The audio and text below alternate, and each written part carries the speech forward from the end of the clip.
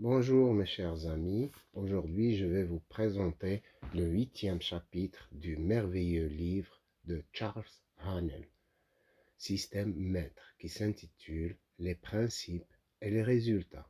J'espère qu'il va vous plaire. Si c'est le cas, n'hésitez pas à vous abonner et à aimer et surtout à faire des commentaires qui peuvent nous aider à améliorer le contenu de la chaîne. Commençons. Résumé des principes à comprendre et appliquer au cours du 8e chapitre. Dans cette section, vous découvrirez que vous pouvez choisir librement vos pensées, mais que le résultat est le même. Il est régi par une loi immuable. Ne trouvez-vous pas qu'il s'agit là d'un mécanisme merveilleux? N'est-ce pas fantastique de savoir que notre vie n'est pas soumise aux caprices du destin ou à d'autres variables inconnues? Il est entièrement régi par la loi. Cette stabilité représente la meilleure opportunité pour nous puisque nous pouvons utiliser la loi elle-même pour attirer dans notre vie les effets désirés avec une précision immuable. L'univers ne maintient sa grande harmonie que grâce à la loi.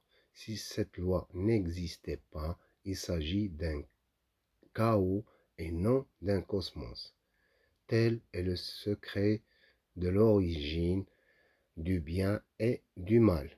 Il n'y a jamais eu et il n'y aura jamais d'autre bien ou d'autre mal que ceux que nous produisons nous-mêmes. Permettez-moi de vous donner un exemple. Les pensées mènent aux actions. Si vos pensées sont constructives et harmonieuses, les résultats que vous obtiendrez seront bénéfiques. Si vos pensées sont destructrices et disharmonieuses, les résultats seront négatifs. Il n'y a qu'une seule loi, un seul principe, une seule cause et une seule source de pouvoir. Le bien et le mal ne sont que des mots pour décrire les résultats de nos actions, selon que nous obéissons ou non à la loi.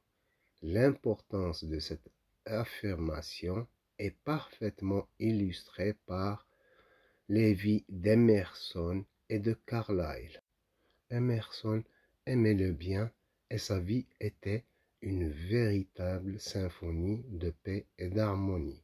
Carlyle détestait le mal et sa vie était une lutte continuelle et une suite ininterrompue de conflits et de désaccords.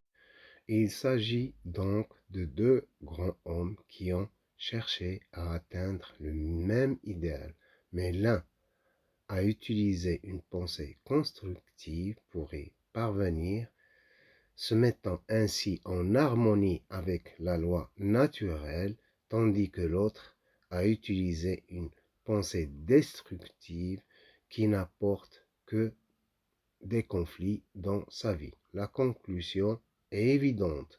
Nous ne devons rien haïr, même le mal, car la haine en elle-même est destructrice. Celui qui sème le vent récolte la tempête.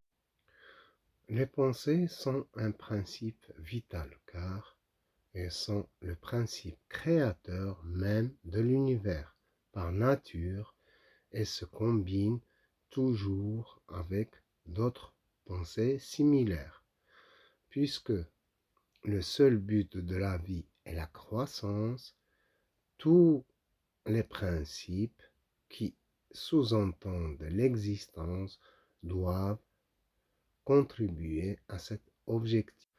Vous êtes libre de choisir les pensées, mais également résultat est régi par une loi immuable de la croissance. Les pensées sur lesquelles vous vous concentrez avec persévérance produiront tôt ou tard des résultats correspondants dans le domaine de votre santé, de votre caractère et des circonstances extérieures.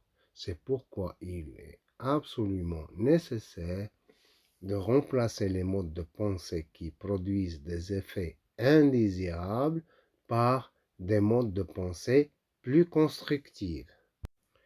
Comme nous le savons tous, ce n'est pas facile. Les habitudes mentales sont très difficiles à contrôler, mais le processus est toujours possible.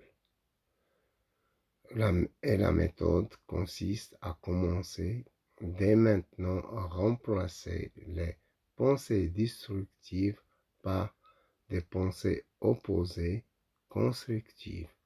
Prenez l'habitude d'analyser toutes les pensées qui vous traversent l'esprit. Si vous constatez que leur manifestation sera bénéfique non seulement pour vous, mais aussi pour tous ceux qu'elles affectent, cultivez-les avec amour, car ce sont des pensées précieuses en harmonie avec le principe universel. Elles grandiront, se développeront et produiront une récolte 1000 fois plus riche. D'autre part, vous ne devrez jamais oublier cette citation de George Matthew Adams. Apprenez à garder votre porte fermée. Ne laissez pas entrer dans votre esprit, votre bureau et votre monde ceux qui souhaitent être reçus par vous, mais qui ne peuvent vous être d'aucune utilité. Si jusqu'à présent vos pensées ont été critiques ou destructives et ont entraîné des conflits et des désaccords dans votre environnement, changez d'attitude mentale. Cultivez uniquement des pensées constructives ou positives. L'imagination peut être d'une grande aide dans ce sens. La cultiver peut conduire à l'élaboration de l'idéal dont naîtra votre avenir. L'imagination rassemble les matériaux à partir desquels l'esprit tissera le manteau qui habillera votre avenir. C'est la torche qui vous permet d'éclairer de nouveaux mondes de pensée et d'expérience. L'imagination est l'outil efficace qui a permis à tous les inventeurs et à tous les grands pionniers de faire leurs découvertes, alors qu'il n'y avait pas de précédent, même si leur mémoire basée sur les précédents leur disait « ce n'est pas possible ». Il l'a surmonté et disait « si, c'est possible ». L'imagination est un pouvoir très plastique qui façonne les objets des sens en leur donnant de nouvelles formes et de nouveaux idéaux. Il représente la forme constructive de la pensée qui doit précéder toute forme de construction d'action. Aucun bâtisseur ne peut construire quoi que ce soit avant d'avoir reçu les plans de l'architecte. Celui-ci les découvre à son cours de son imagination. Aucun industriel de génie ne peut bâtir une immense entreprise, coordonner des centaines de petites sociétés, employant des milliers de personnes et gérant des millions de dollars de capitaux s'il n'a pas d'abord créé cette entreprise dans son imagination. Les objets du monde matériel sont comme de l'argile humide dans les mains d'un potier. Les nouvelles formes sont toujours créées d'abord dans l'esprit de génie avec l'aide de l'imagination. Pour être cultivée, l'imagination doit être exercée. La pratique est absolument nécessaire pour cultiver les muscles de l'esprit, tout comme les muscles physiques. L'esprit doit être continuellement nourri, sinon il ne peut pas grandir. Il ne faut pas confondre l'imagination active avec la fantaisie passive, c'est-à-dire avec cette forme de rêverie diurne à laquelle les gens se livrent. La rêverie n'est rien d'autre qu'un gaspillage d'énergie mentale et peut même conduire à des maladies mentales. L'imagination constructive exige un travail mental important. Certains considèrent même qu'il s'agit du travail le plus difficile. Il n'en est pas moins vrai qu'elle conduit aux résultats les plus fantastiques. Toutes les grandes réalisations n'ont été faites que par des gens qui ont eu une grande capacité à penser, à imaginer et à transformer leurs rêves en réalité. Si vous arrivez à la conclusion consciente que l'esprit est le seul principe créateur, qu'il est omniprésent, si vous savez que vous êtes omnipotent et omniscient et que vous pouvez vous mettre consciemment à l'unition de cette omnipotente par le pouvoir de vos pensées, vous ferez un pas extrêmement important dans la bonne direction. La prochaine étape nécessaire est de s'ouvrir à ce pouvoir. Comme il est omniprésent, il doit certainement exister en vous.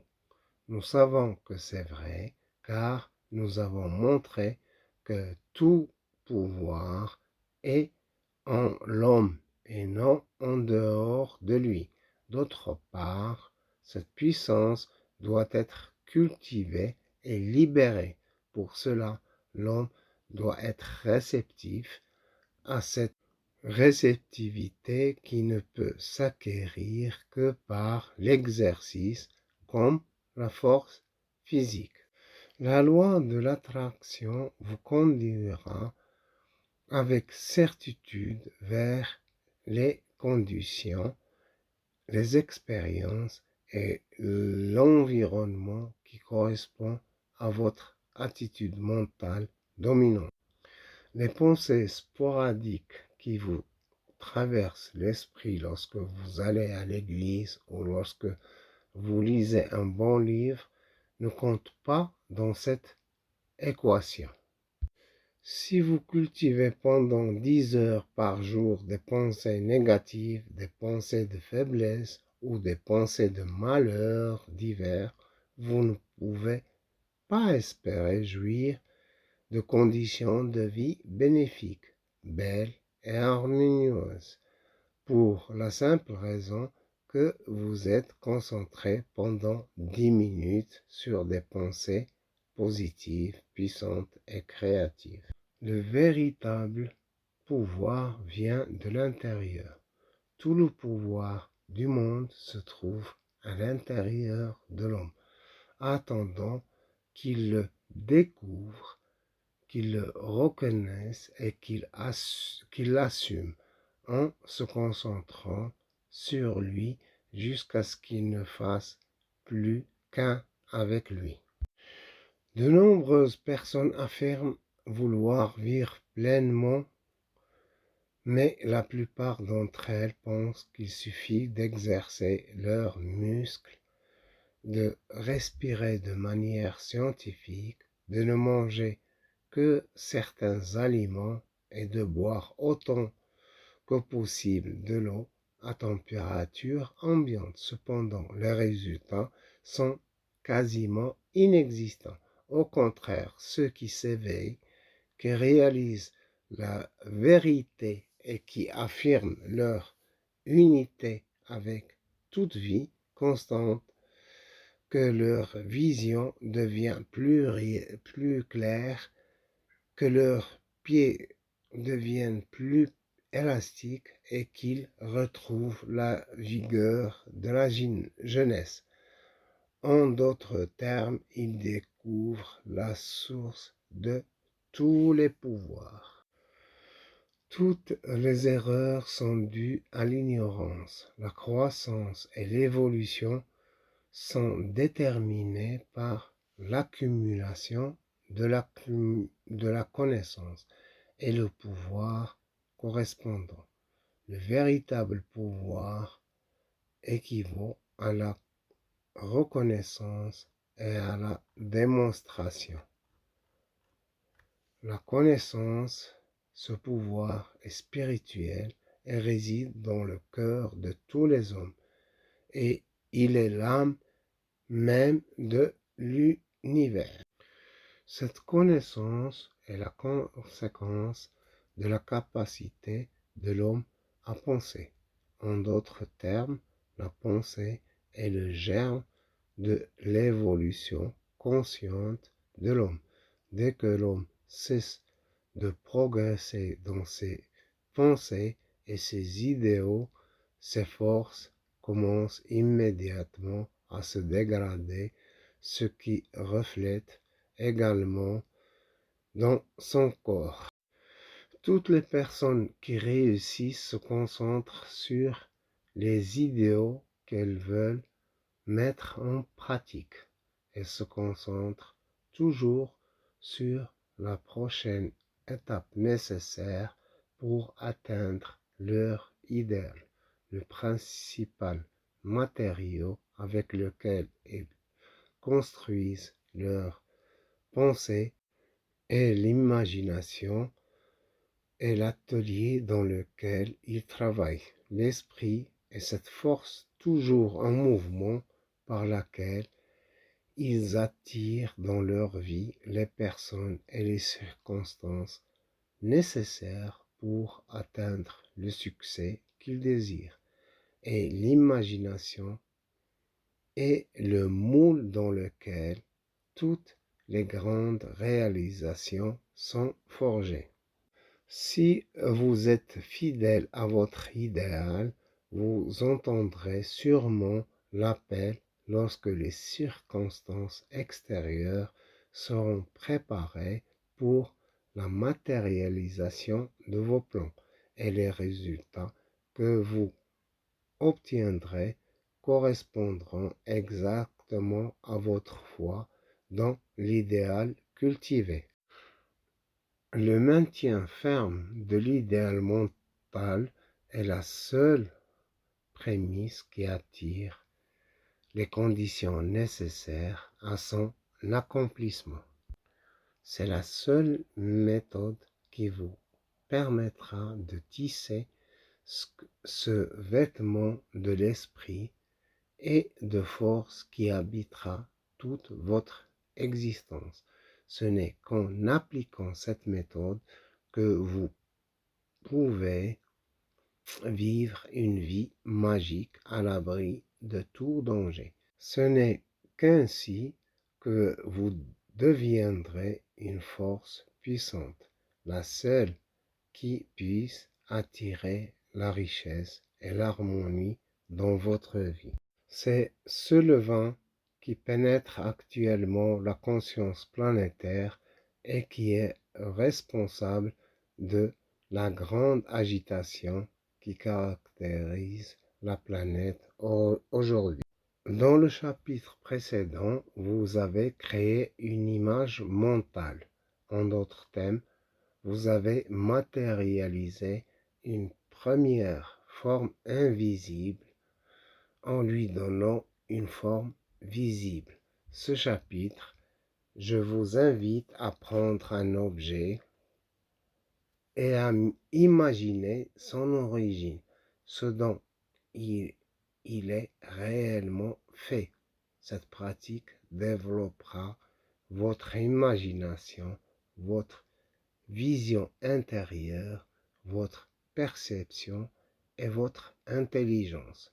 Ces facultés ne peuvent être cultivées par une simple observation superficielle de la multiplicité, mais seulement par une analyse attentive de ce qui se cache sous les apparences. Prenez votre position de méditation et visualisez un navire de guerre. Contemplez le monstre d'acier flottant à la surface de l'eau. À première vue, il ne semble pas y avoir de vie à bord.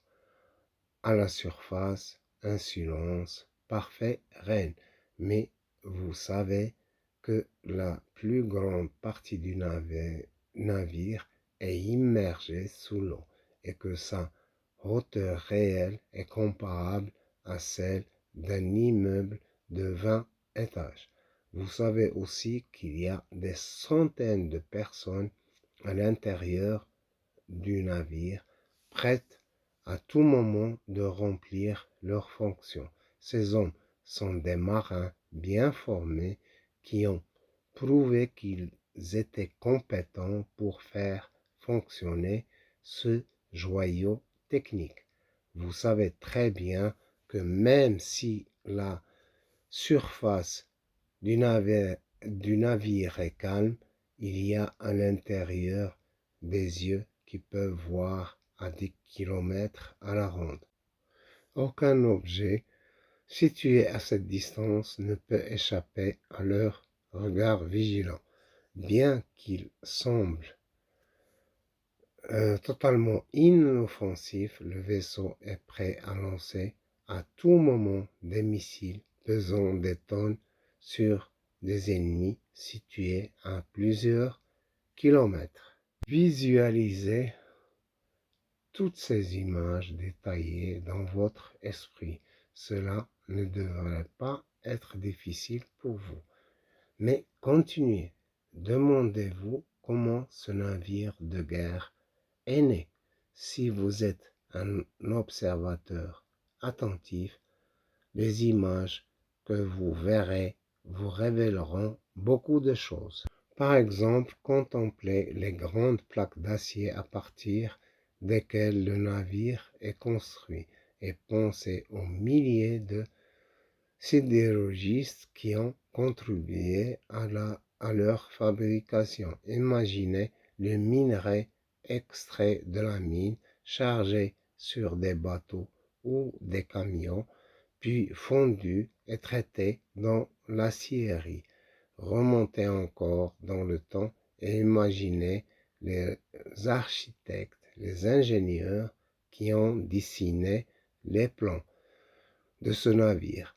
À ce niveau, le navire n'est plus qu'un objet tangible, mais un objet intangible qui n'existe qu'à l'état de pensée dans l'esprit des ingénieurs, mais qui a donné l'ordre de concevoir un navire de guerre, probablement le ministre de la guerre. Le navire a été planifié bien avant le début de la guerre et le Congrès a dû adopter une loi approuvant le budget du ministère de la Défense. Il y a eu probablement une certaine opposition et de nombreuses voix se sont élevées contre l'adoption du projet de loi. Qui ces membres du Congrès représentent-ils? Ils nous représentent tous. Après, comme vous le constatez, cet exercice mental commence par le navire de guerre et se termine par nous-mêmes. En fin de compte, nos pensées sont responsables de la production de ce navire, mais aussi de beaucoup d'autres choses auxquelles nous ne pensons pas souvent. L'exercice peut se produire à l'infini. Si quelqu'un n'avait pas un jour découvert la loi qui permet à un morceau de métal de flotter à la surface de l'eau, au lieu d'aller directement au fond, ce navire de guerre n'aurait peut-être jamais vu le jour. Cette loi se présente comme suit. La gravité spécifique d'une substance est le poids de son volume par rapport à un volume d'eau. La découverte de cette loi a tout simplement révolutionné la navigation fluviale, le commerce et l'industrie de l'équipement militaire en permettant notamment la construction d'un navire de guerre. De tels exercices mentaux sont inestimables. Lorsque l'esprit est entraîné à voir sous la surface des apparences, le monde entier apparaît sous un jour différent. De nombreux détails apparemment insignifiants permettent l'importance de nombreuses questions apparemment banales deviennent extrêmement intéressantes.